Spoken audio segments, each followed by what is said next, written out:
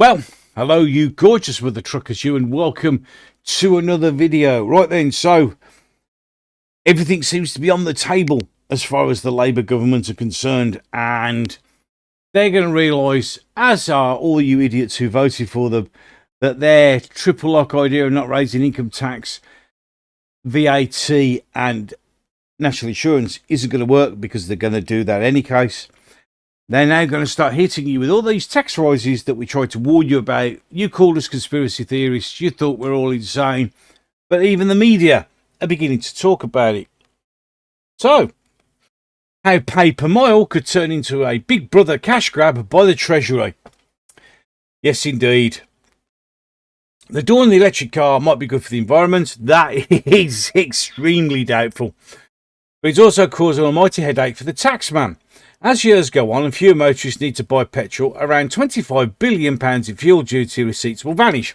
Well, no, it won't, will it? Because you'll actually gain more than that, because you're going to put it up. How to address this, experts say, is one of the biggest decisions faced by Labour's Rachel Reeves, who is going to literally tax us to oblivion. After taking charge of Treasury, so what's the Chancellor to do?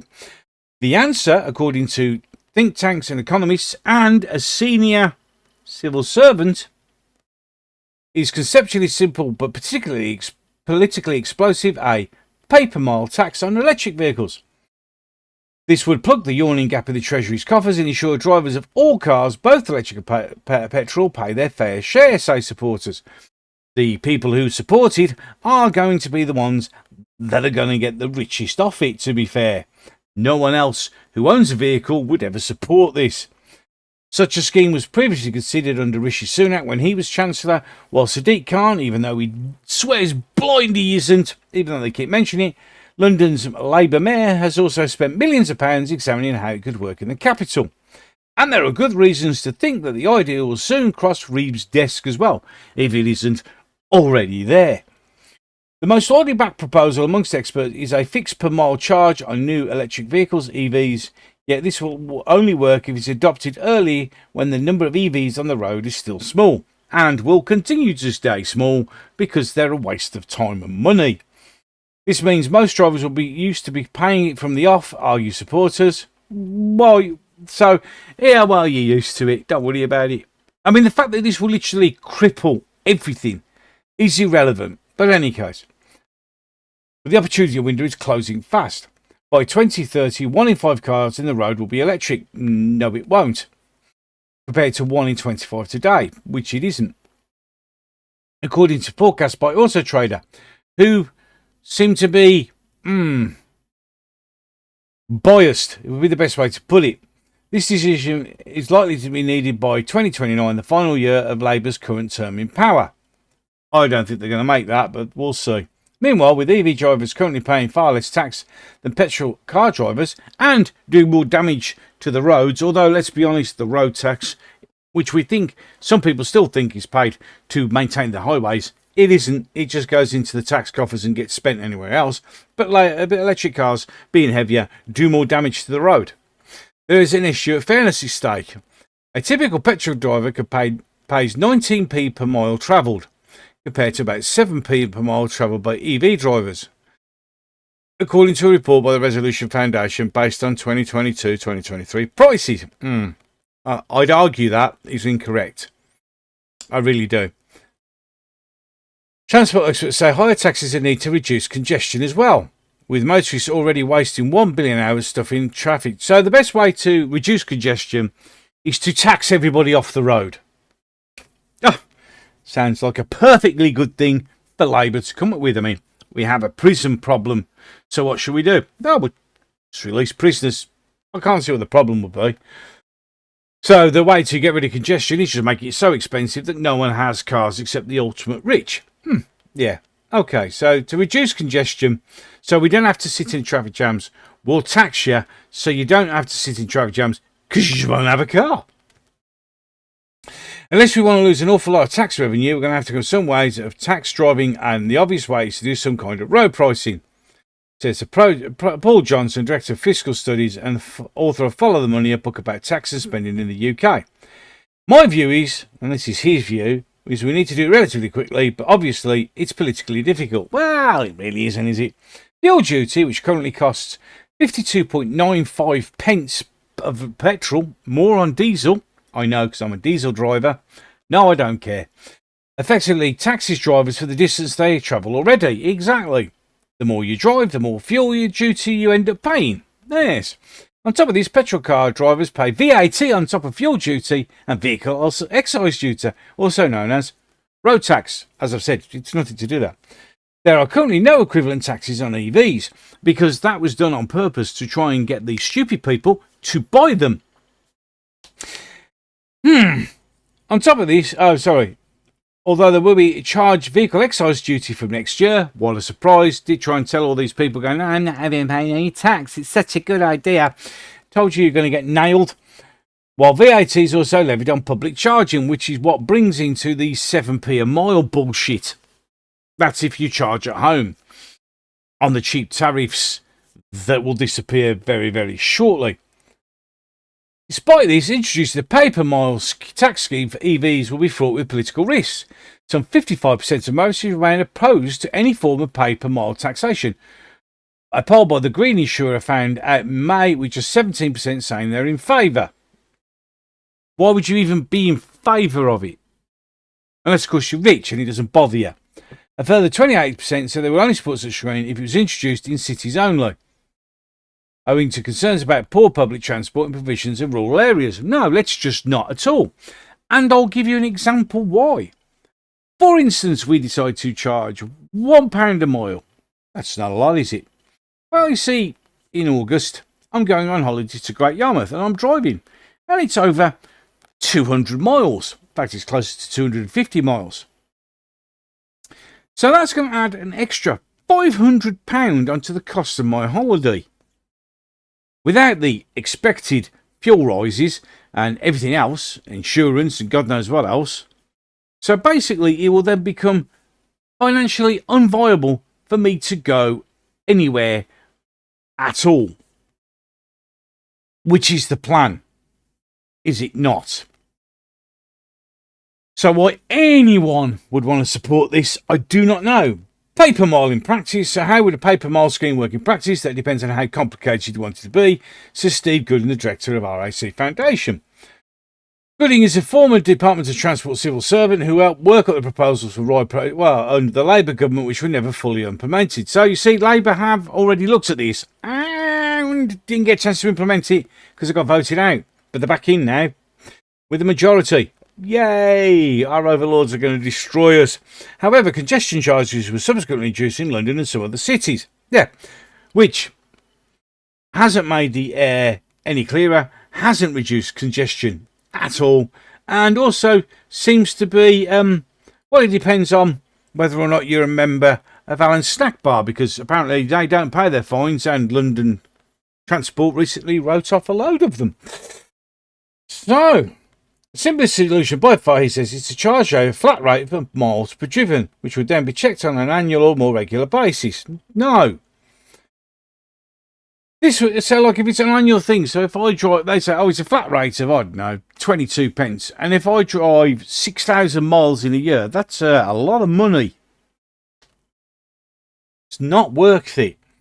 And it's going to be a hell of a lot more than the road tax and fuel duty I pay right now. Excellent. This will be fun. This will be relatively simple to administer and is comparable to how energy companies take readings of your electric and gas meters, which they can get wrong. Collecting readings can be made by incorporated into the car's MOT check or asking insurers to collect the data as part of getting your car renewed, so screwing you over again. Under this model, HM Revenues and Customs could predict how many miles you're expected to travel and then issue rebates or extra bills depending on whether or not you undershoot or exceed that number. Yay! So I reckon you're going to drive 4,000 miles. I drove 6,000 miles. You owe me a shitload of money, because of course they'll always set it lower than it actually is. You can already see how they're going to screw you out of money here, even on that. You need something that can work it out for everyone, says Gooding. There's a potential a system is going to capture the data of millions of drivers making millions of decisions smoothly 365 days a year. Yes, let's rely on technology because that's so reliable, isn't it?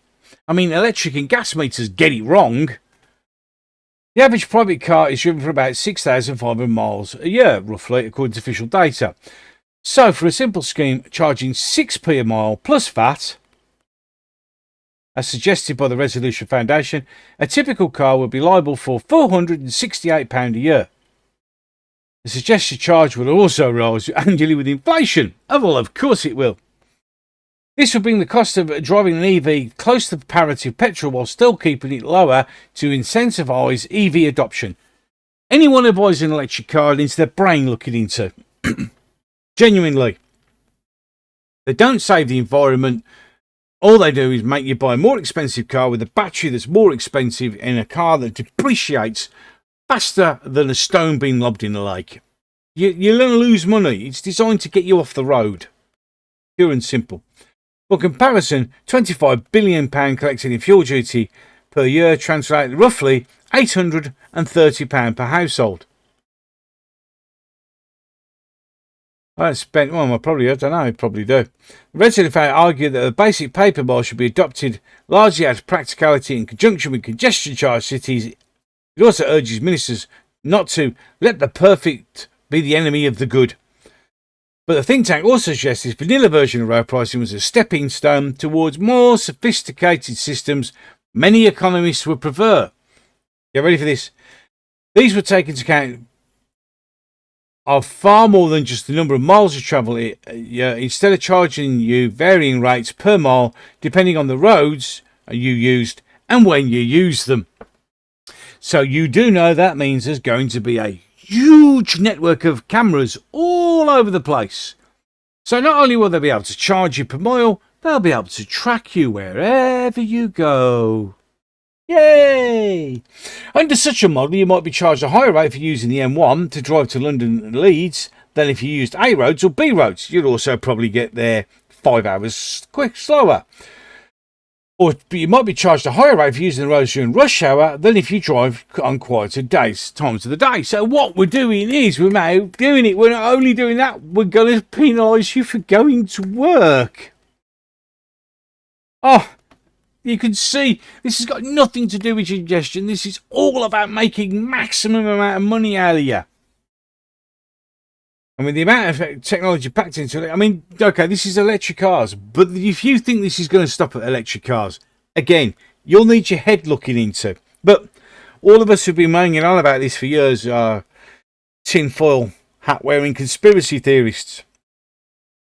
Relatively to new cars are festooned with clever electronics. He said the car knows how many miles it's done, it knows where it's been, and routinely sharing that information. Yay, great, lovely. That's why you should always buy an older car.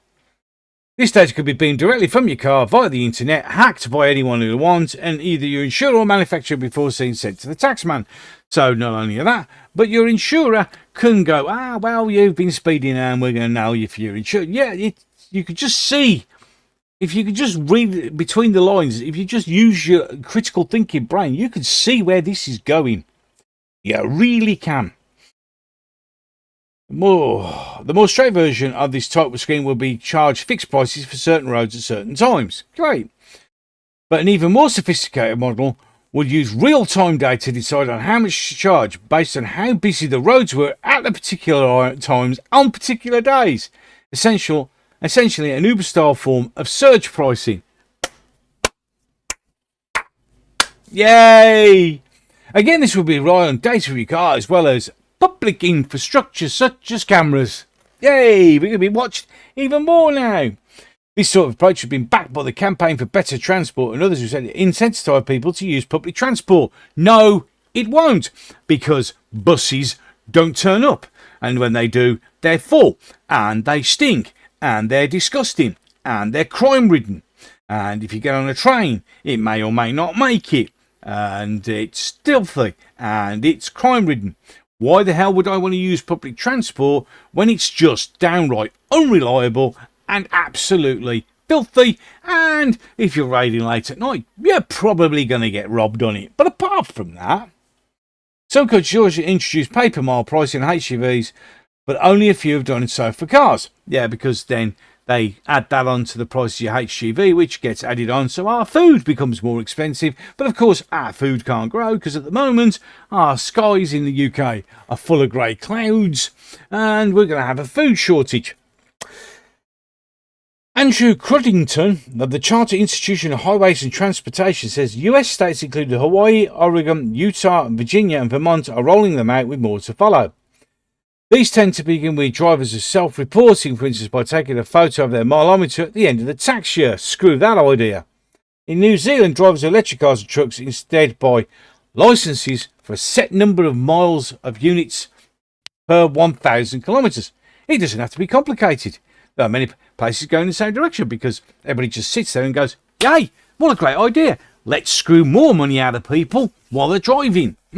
Excellent.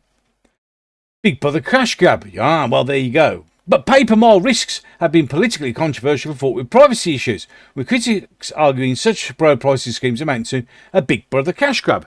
It doesn't tell you, it's exactly what it is. How long, for example, before governments start tracking your speeds remotely as well? Well, that's already been done because in the EU now, all new cars have to be fitted with speed limiters, automatic speed limiters. Yay! But that's, yeah.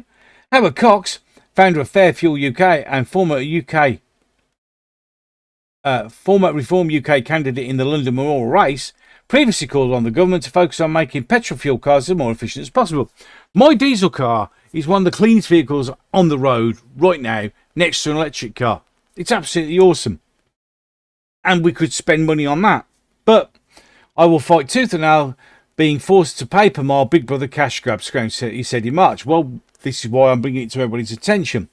Such a market-forced approach will also have an unintended consequence for the Labour government's traditional supporters, of which 80% of the country did vote for them. So what supporters?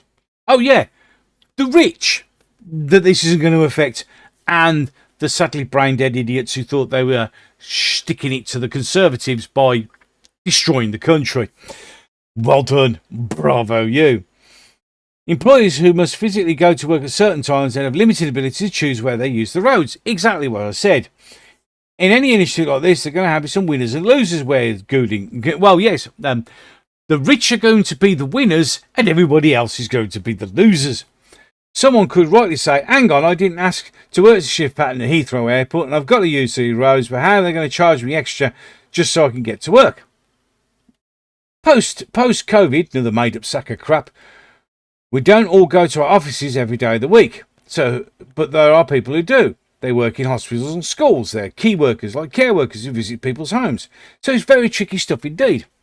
With the clock ticking down and the Chancellor does not have long to make up her mind, she probably already has.